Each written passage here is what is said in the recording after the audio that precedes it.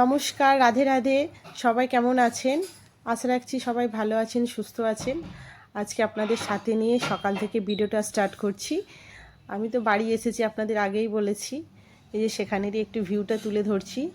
চারিদিকে ব্যালকানিতে ফুল গাছ আছে, আর এই যে রাধা মাধব বিগ্রহ। রাধে রাধে। রাধা মাধব যেন সকলকে ভালো রাখে, সুস্থ রাখেন। তো চলুন আজকে সারাদিন কি করব সেটাই আপনাদের সাথে তুলে ধরবো। এই যে একটু ঠাকুর ঘরটা একটু দেখালাম। আজকে অনেক দিনের পর বাড়ি এসেছি, তো ঘুম থেকে উঠতে একটু দেরিও হয়েছে, একটু বেলাতেই ভিডিওটা স্টার্ট করছি। বাজারে গেছিলো মা, কিছু বাজারও নিয়ে এসেছে, সাথে মাছ নিয়ে এসেছে। জিজ্ঞাসা করেছিল যে কি মাছ খাবো, তো তাই জন্য বলেছিলাম যে শোল মাছ। তো এই মাছের সাইজটা হচ্ছে 2 কেজি 500, 2.5 কিলো মাছ, একটা শোল মাছ আস্ত, বিশাল, মানে ছবিতে বোঝাতে পারছি কি জানি না, ভীষণ বড়, মোটা একদম, দারুণ লাগছিল, একদম আস্ত একটা শোল মাছ। দেখুন, আর জ্যান্ত ছিল, যেহেতু প্যাকেটে করে অনেকক্ষণ ধরে নিয়ে এসেছে, তো মাছটা আর কি একটু ভীতু, মানে ভয় পেয়ে গেছে। আর তার সাথে আছে শিঙি মাছ। এই যে মাছগুলো নড়ছে। আমরা তো ওখানে সেইভাবে মানে বেশিরভাগ অন্য মাছ খাই, তো এখানে আসলে মাকে যেটা বলি মা সেটাই নিয়ে আসে বাজার থেকে। তো যাই হোক, এই যে দেখা যাক কি রান্না হয়। এখন তো 2 রকম মাছ নিয়ে এসেছে। শোল মাছ নিয়ে এসেছে, মেয়েও খাবে বলেছে শোল মাছ, তো তাই জন্য নিয়ে এসেছে। আর এদিকে কিছু কাঁচা সবজি আছে, একটা চচ্চড়ি হবে, বলেছিলাম লাউ শাক আনতে। আর এটা একদম দেশি ডাঁটা, গাছের কি লম্বা লম্বা ডাঁটা। আর এইদিকে আরও বাকি সবজি আছে, তরুলি আছে, লেবু, বেগুন আছে, যেহেতু একটা মিক্স সবজি হবে চচ্চড়ি, তো সেই জন্য কিছু চচ্চড়ি বাজার আছে। চলুন। আর এই যে গাছে, ব্যালকনিতে চারিদিকে গাছ বসিয়েছে, কত সুন্দর গাছগুলো, বেশ ভালো লাগে। আর একদম রাস্তার ধারে তো প্রচণ্ড ধুলো, আর অ্যালোভেরাগুলো কি মোটা হয়েছে, একদম পরিষ্টি হয়েছে, দারুণ লাগছে দেখতে। তো ভাবলাম যে কিছুটা আপনাদেরকে তুলে দেখাই। আর এই যে মা মাছটা কাটতে বসে গেছে, এত বড় মাছ, একটু মায়ের অসুবিধাও হচ্ছে কাটতে, তবু ভাবলাম যে আপনাদের সাথে একটু শেয়ার করি। দারুণ মাছটা। আর সকালে ভাইয়ের বউ স্নেহা বানিয়েছিল লুচি আর ঘুগনি, এই যে সকালের টিফিন। আমি তো বললামই যে একটু বেলা করে ঘুম থেকে উঠেছি, আর মা এখানে ঘি বানায়, তো সেটাই আর কি হলে পাক দেওয়া হচ্ছে। এই যে এতটা ননি তুলেছে, এটা কালকের ননি, আর আজকে ননি তুলছে। প্রতিদিনই আর কি আগের দিন দই বসিয়ে রাখে, সেটাই পাক দিয়ে, এই যে ডাল ঘান্না দিয়ে ননি তোলে, এইভাবে বরফ দিয়ে পাকিয়ে পাকিয়ে তোলে। এটা মা আমাদের ঠাকুর ঘর। আর খাঁটি ঘি, আহা, স্বাদটাই আলাদা। গরম গরম ঘি দিয়ে ভাত খেতে দারুণ লাগে। দেখুন একদম দানা দানা ঘি বেরোচ্ছে।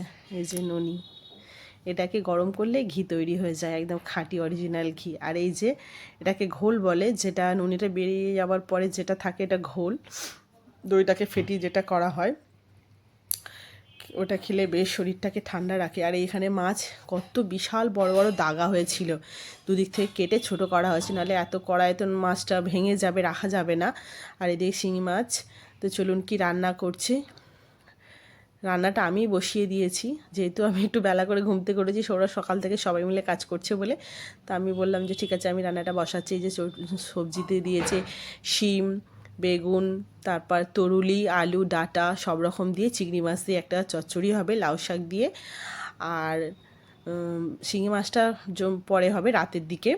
আর এখানে স্পেশাল যেটা মেনু হচ্ছে আম দিয়ে আর শোল মাছ দিয়ে আলু দিয়ে একটা পাতলা ঝোল হবে, আর একটা ঝোল হবে ডাঁটা দিয়ে শোল মাছ দিয়ে, আর শোল মাছের একটু ডিম হয়েছে সেটা দিয়ে, এটাও একটা পাতলা ঝোল হবে। তো সবাই তো আর টকটা খায় না, তো সেই জন্য যার যেটা ভালো লাগবে সে সেটা খাবে, তো 2 রকমভাবে বানানো হচ্ছে।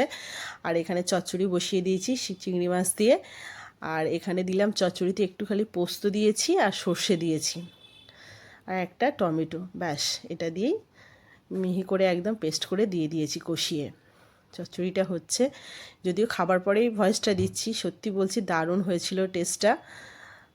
আর সবজি তো সব সবজি ভালো লাগে, ভালো করে একটু যত্ন করে রান্না করলে আর এই সমস্ত রান্না মায়ের থেকেই শেখা। আমার মা সত্যি ভীষণ ভালো রান্না করে, যতটা পারি আর কি মায়ের মতো করার চেষ্টা করি, কিন্তু আদৌ হয় না অতটাও। কিন্তু মায়ের রান্না একটা অন্য রকম, জানি না হালকা কিছুই মশলা দেবে না, অথচ এত টেস্ট হয় না প্রত্যেকটা রান্না। তো এখানে শোল মাছগুলো আগে থেকে লবণ মাখিয়ে রেখেছিলাম, তো সেখানে হলুদ আর লঙ্কা গুঁড়ো মাখিয়ে মাছগুলো আলাদা করে অন্য কড়াইতে ভেজে নিচ্ছি, কারণ অনেকগুলো মাছ তো সময় লাগবে। অনেকটা বড় পাকা মাছ, একদম যা টেস্ট ছিল না, বেশি খাওয়াও যাচ্ছিল না, অনেকটা পরিমাণে মাছ। তা আলাদা করে একটা একটা করে ভেজে নিচ্ছি, মানে সময় লাগবে। দাগাগুলোও খুব মোটা মোটা করে আর কি কেটেছে মা। তার এইদিকে চচ্চড়িটা ফুটছে আর এইদিকে মাছটা ভেজে নিচ্ছি। আর এদিকে ঝোলের জন্য দুদিকে কড়াই বসিয়ে দিয়েছি। এদিকে পেঁয়াজ দিয়েছি, যেটা আম দিয়ে করব, পেঁয়াজ দিয়ে আর কালো জিরে দিয়ে ফোড়ন দিয়েছি, সর্ষে দিয়েছি, শুকনো লঙ্কা দিয়েছি। আর এখানে ডাঁটা দিয়ে যেটা করব সেটা হচ্ছে কালো জিরে শুকনো লঙ্কা দিয়ে ফোড়ন দিয়ে আলু দিয়ে বসিয়ে দিয়েছি। দুদিকেই একই রকম হতে থাকছে।